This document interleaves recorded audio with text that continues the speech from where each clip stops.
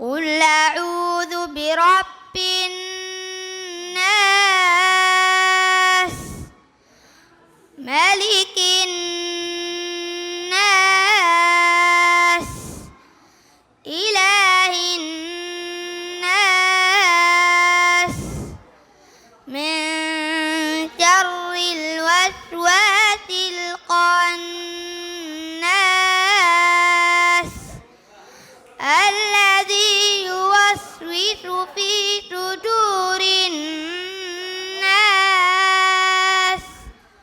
من الجنة والناس.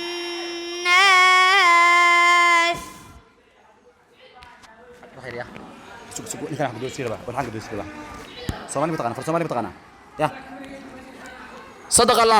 صدق الله العظيم وصدق وبلغ رسوله النبي الكريم ونحن على ذلك من الشاهدين والشاكرين والحمد لله رب العالمين. xafladayna maantani intaas ayay nagu xiran tahay hase yeeshee waxaan rabaa ka hor intaan barnaamijka aan soo xirin inaan guddoonsiiyo hadiyad aan u gartay ardaygii oo qur'aan kariimka xafladda nagu soo khatimayay isla markaasna magaciisa la yiraahdo cabdiraxmaan axmed maasha allah cod macaan badan ayuu ku akhriyey alqaari muxamed ayuub codkiisoo kale ayuu nagu akhriyey ilaahay subxaana watacaala ha barakeeyo hana xifdiyo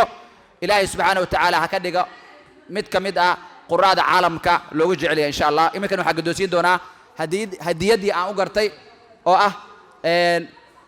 buugga tooshka tacliinta 300 su'aalo iyo jawaabo abti anaa ku gartay maadaama cod aad iyo aad u macaan qur'aan kariimka noo akhrisay adigoo matalayo mid ka mid ah quraada caalamka doctor الشيخ محمد أيوب رحمه الله تعالى ميجا دونتي هذا شكرا لك وجزاك الله خيرا جزاك الله خير. أيوة ما سنصور برباريا